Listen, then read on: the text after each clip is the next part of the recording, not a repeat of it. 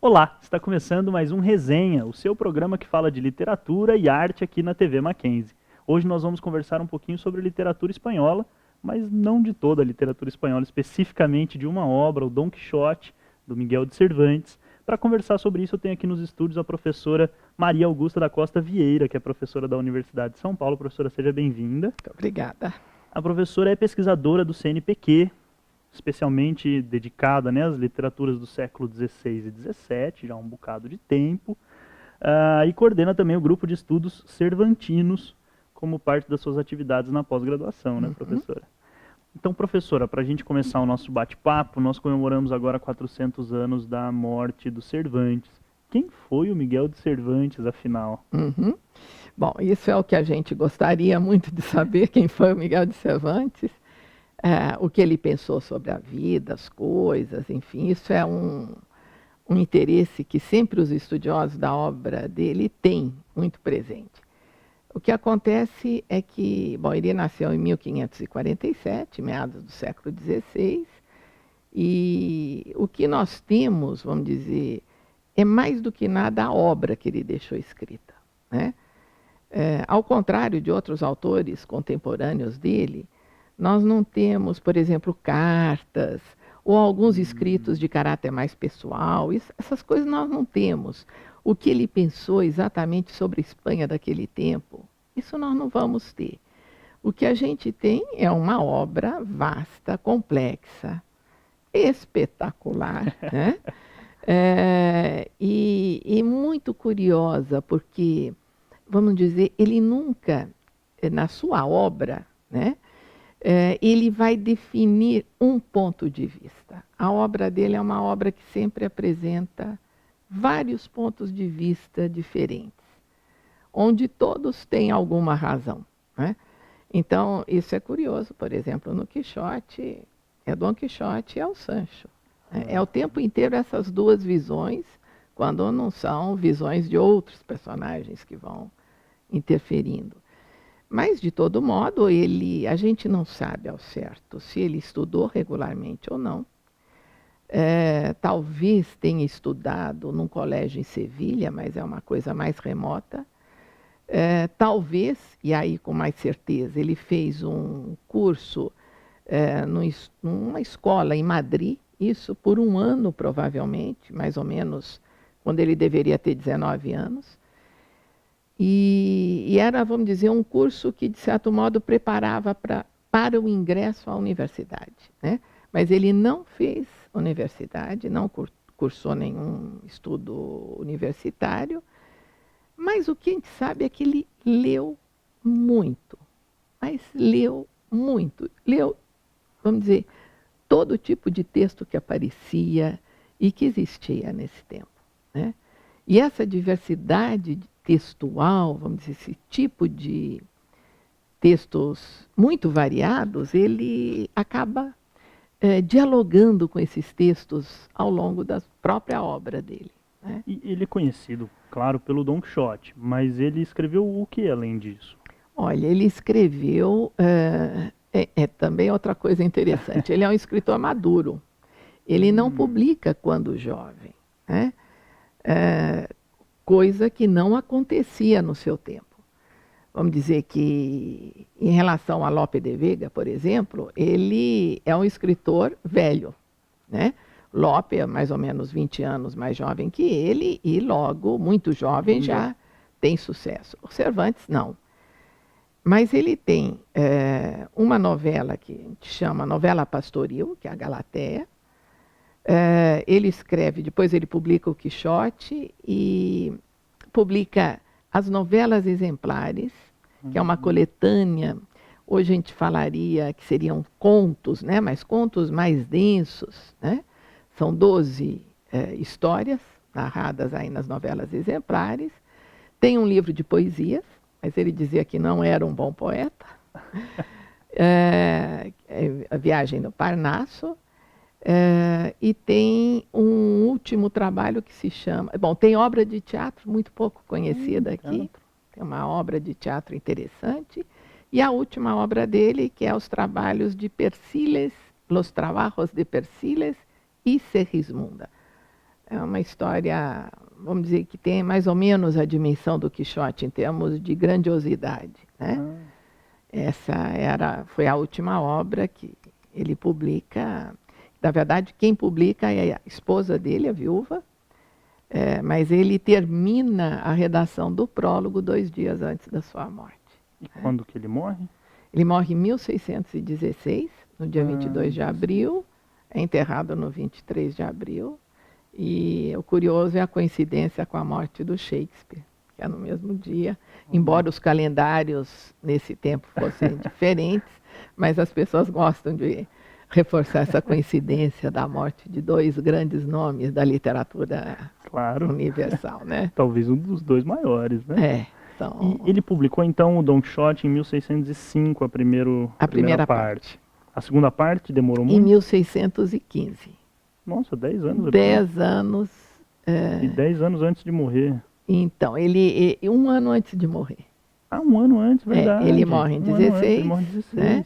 E ele publica a segunda parte do Quixote em 1615. Dentro da obra, né, isso é importante a gente ter em conta, na verdade transcorre um pouquinho mais do que 1 mês, como diz o narrador, né? Mas na realidade são 10 anos de intervalo aí entre uma obra e outra. Olha só. Né? O tempo da narrativa se encerra em 1 mês. Em 1 mês, mais ou menos. Né? Mas vamos dizer que entre uma obra e outra aparecem as novelas exemplares. E outras coisas. E outras coisas. Mas uma coisa talvez interessante de mencionar é que a ideia que nós temos é de que ele vai compondo obras mais ou menos simultaneamente, né? Mesmo essa última obra que ele escreve, Os Trabalhos de Persíles, é uma obra que, embora seja a última a ser publicada, é como se ele tivesse iniciado a escritura desse texto antes mesmo do próprio Quixote. Olha só. A gente vai entrar mais em Don Quixote. Certo. Agora a gente vai fazer uma rápida pausa, você não sai daí. Daqui a pouco tem mais Don Quixote e Miguel de Cervantes.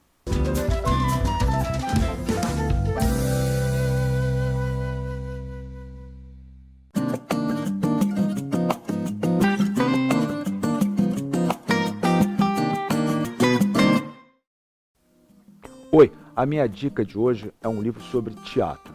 Ele se chama Ler o Teatro Contemporâneo. Bem, esse ler o teatro contemporâneo significa o seguinte: como que na contemporaneidade já não tratamos mais das grandes narrativas, não se trata mais de estruturas dramáticas, mas sim se trata justamente dessa nossa era, que é uma era fragmentada principalmente nas narrativas teatrais. Então esse livro, para quem tem interesse, ele é fundamental. Ler o Teatro Contemporâneo, e o autor é o Jean-Pierre Riengart, ok? Fica aí a minha dica.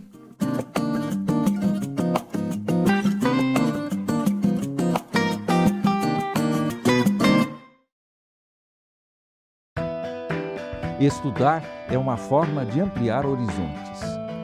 E no Mackenzie, sempre é hora de aprender. Não importa se você é criança, adolescente ou adulto. Porque aqui você sempre encontra educação de qualidade, do ensino fundamental à pós-graduação. Descubra o que o Mackenzie pode oferecer. Acesse o nosso site. Mackenzie, um mundo para você.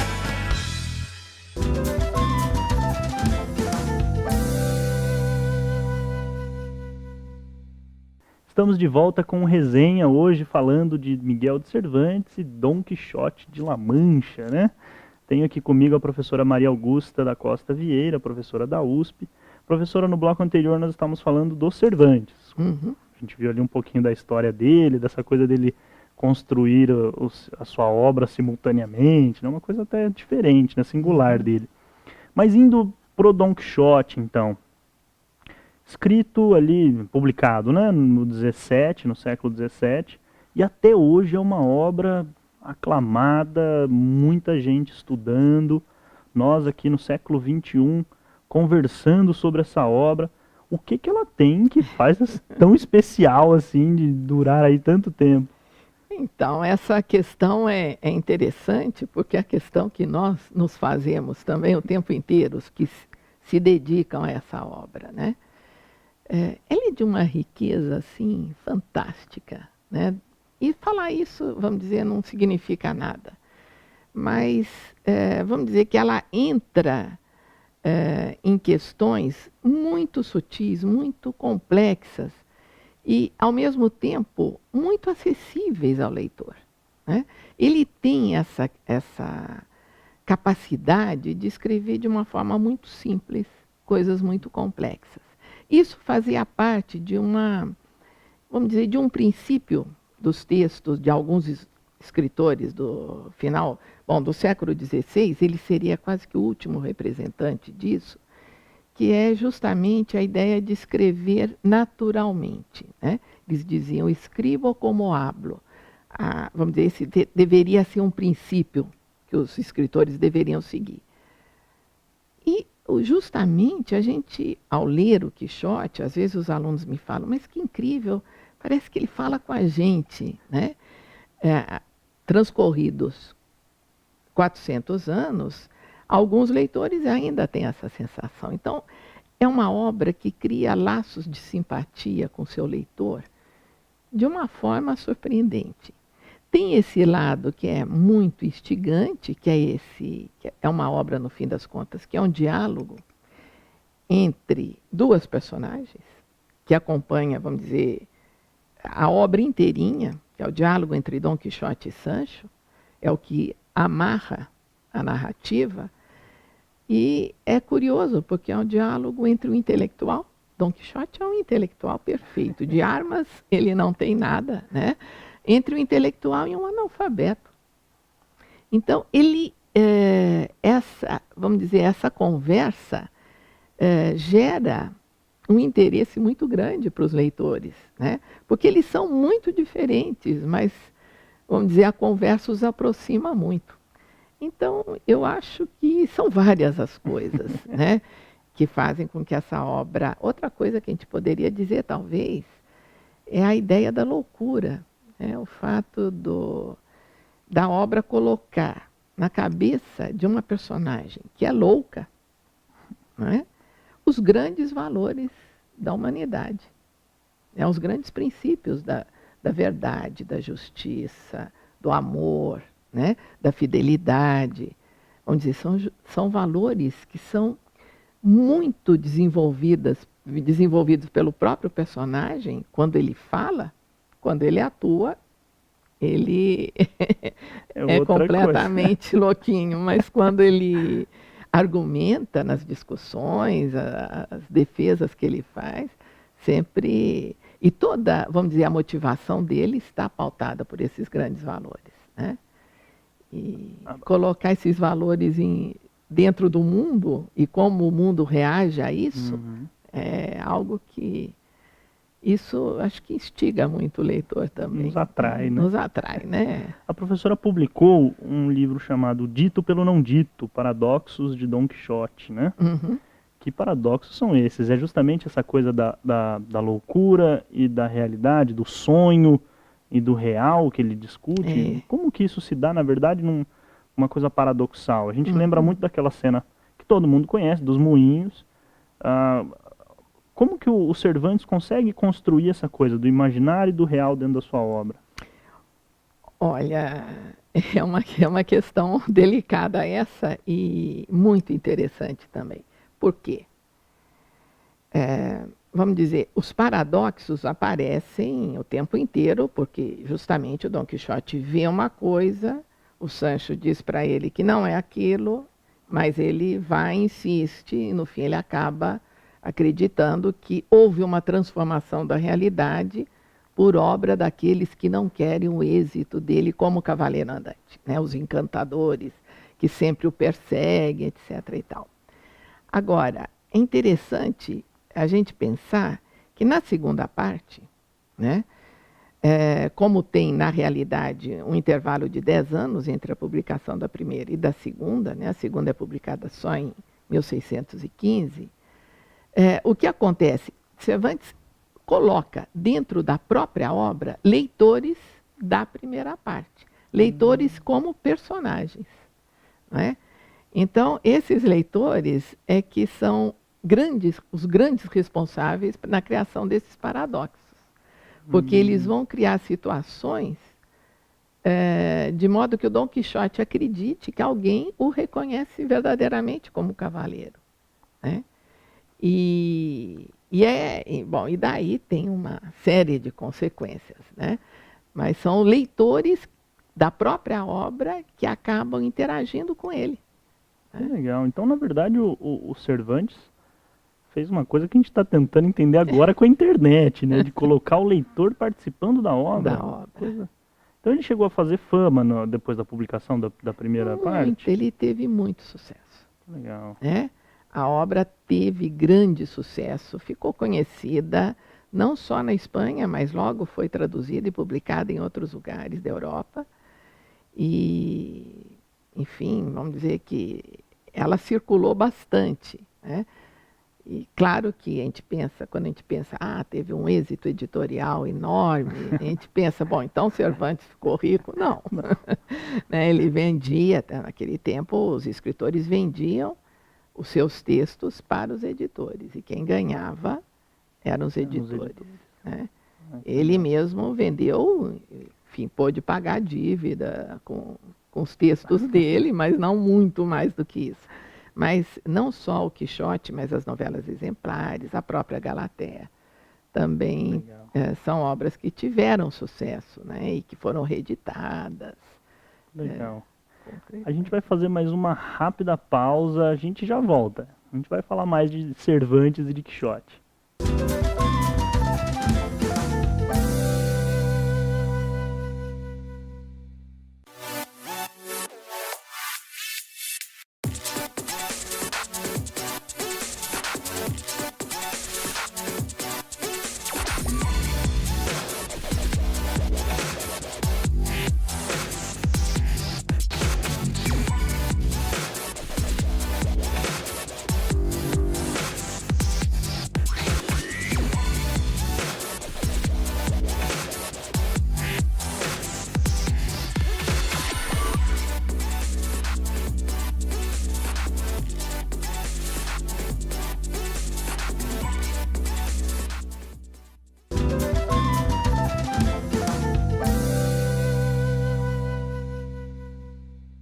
Estamos de volta com resenha, hoje falando de Dom Quixote, Miguel de Cervantes, com a professora Maria Augusta da Costa Vieira, professora da USP.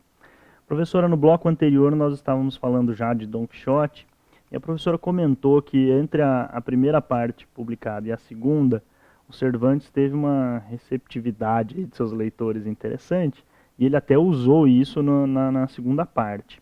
Pensando nessa coisa da recepção, e aí eu trago mais para o contexto brasileiro. Como que a obra chegou ao Brasil? Ela chega de que maneira aqui? De que maneira ela é recebida pelos brasileiros? Nós sabemos que ela também é influenciadora de alguns dos nossos grandes escritores, né? A gente pega Monteiro Lobato, Machado de Assis, são alguns que a gente pode citar. Mas como que se deu essa vinda do Dom Quixote para o Brasil? Uhum. Olha, quando ela chega exatamente, a gente não sabe, né? Inclusive, aqui no Brasil, a gente poderia ter em conta que, vamos dizer, a fundação de universidades aqui demorou muito, né? Vamos dizer que as famílias que tinham posses mandavam seus filhos para estudar na Europa, ou em Portugal, ou em outros lugares.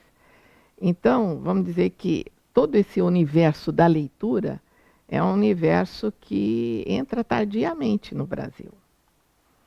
Agora, evidente que alguns escritores, algumas pessoas daqui, e outros que não escritores também, certamente conheceram Dom Quixote. Machado de Assis é um que conheceu, né? Pelo menos se constata lá, não só cita na sua obra, mas na própria biblioteca do Machado tinha um exemplar do Quixote, um exemplar das novelas exemplares, né? Machado era outro grande leitor, né? Mais ou menos como... E que tem essa preocupação com o leitor dentro da obra também muito presente. Agora, na verdade, vamos dizer, eu acho que talvez a grande difusão do Quixote se dá com Monteiro Lobato. Eu acho que ele é o responsável pela difusão mesmo da obra quando ele escreve o Dom Quixote das Crianças, né? Que ele insere as aventuras do cavaleiro, do Dom Quixote e do Sancho, dentro do Sítio do Pica-Pau, e as personagens, Pedrinho, Narizinho, etc., vão se envolvendo com aquelas aventuras. Então, vamos dizer que é uma forma de chegar aos leitores por segunda mão, mas a obra chegou, né? E isso foi adotado em muitas escolas e tal.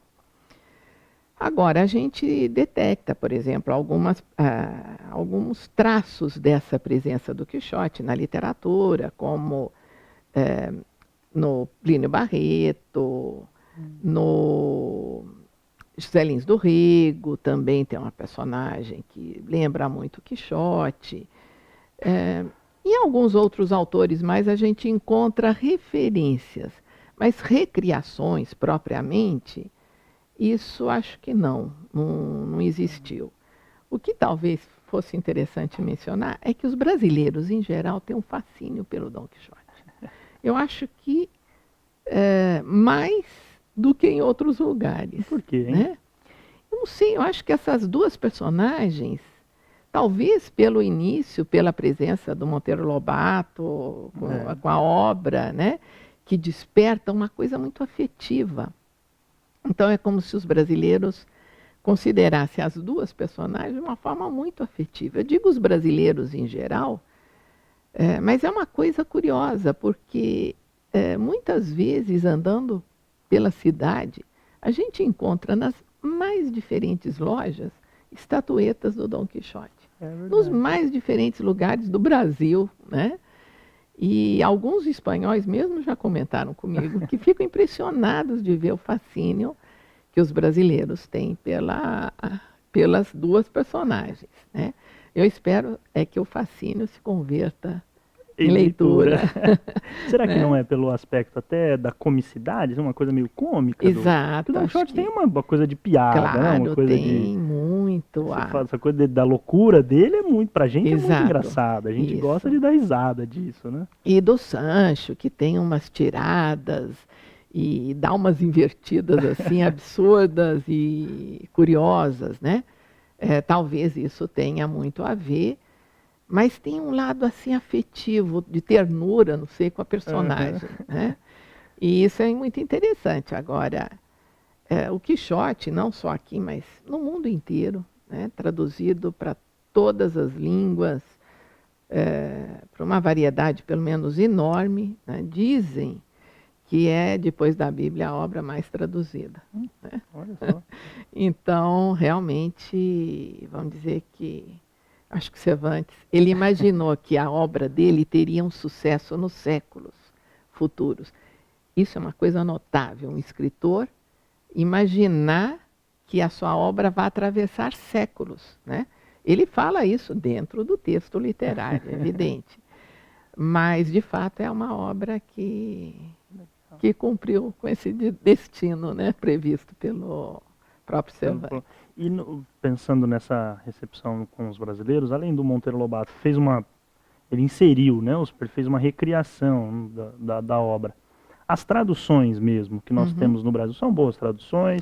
Há como encontrar textos em português, num português agradável, fiel ao texto. Como é essa parte? Então, nós utilizamos por muito tempo as traduções portuguesas, né? Em especial a tradução dos Viscondes de Castilho, que é uma tradução feita no período do Romantismo. E curioso porque muitas vezes os Viscondes consideravam que a língua de Cervantes era muito simples, então precisava, na tradução, complicar um pouquinho, porque afinal um leitor de tanta relevância tinha que falar um pouquinho mais complicado, né? Então, não é uma tradução boa, digamos, nesse sentido. Né? Então, nós utilizamos muito essa tradução. O que acontece em 1552 ou 51, a José Olímpio lança a primeira tradução feita aqui no Brasil. Né? feita pelo Almir de Andrade e Milton Amato. Uhum. E essa foi a primeira, quer dizer, muito recente. É difícil até da gente falar, Muito né? recente. E depois dessa tradução vieram outras, né? Inclusive essa tradução tinha a ideia inicial de ser publicada, quer dizer, uma tradução feita por brasileiros com ilustrações de brasileiro. Né? O José Olímpio havia pedido para o Portinari fazer as ilustrações para essa tradução. Legal. E ele faz uns quadros belíssimos, lápis, né, porque ele já tinha um problema com as tintas, e então ele faz todos os desenhos a lápis de cor, mas acaba não dando certo, não sai junto com a tradução, os desenhos do Portinari, né? Pois é. Infelizmente, professor, o nosso tempo acabou. Eu queria bater mais papo sobre isso, mas muito obrigado pela sua presença. Eu que agradeço a oportunidade de estar aqui e poder falar um pouquinho do Quixote. É sempre bom falar de Quixote, né? E você, nosso caro telespectador, muito obrigado pela companhia e até a próxima.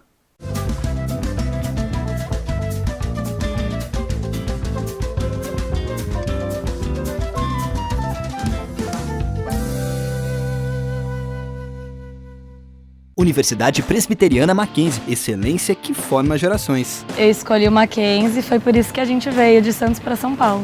E eu fiz Mackenzie por indicação dela. Quando eu cheguei aqui que eu entendi o que era esse espírito mackenzista que ela tanto falava. Perceber que você faz parte de uma família com os mesmos valores e com as mesmas ideias. Continuo indicando para todos os amigos, familiares. Vestibular 2017. Inscreva-se e comece a sua história. Olha que prédio enorme. Nele vivem centenas de pessoas. Você conseguiria projetar uma obra como essa? E que tal este prédio? Lindo, não é? Mas não basta ser bonito, tem que dar conforto às pessoas. Você sabe como fazer isso? Casas, prédios, para você morar ou trabalhar neles, eles precisam ser projetados. Tem que fazer cálculos, desenhos, prever os materiais. Você seria capaz de fazer isso? Um arquiteto, sim. Em um curso de arquitetura, você tem aulas de sistemas construtivos, paisagismo, conforto ambiental, estética e muitas outras. Você aprende a unir criatividade e ciência para melhorar a vida das pessoas. Mackenzie.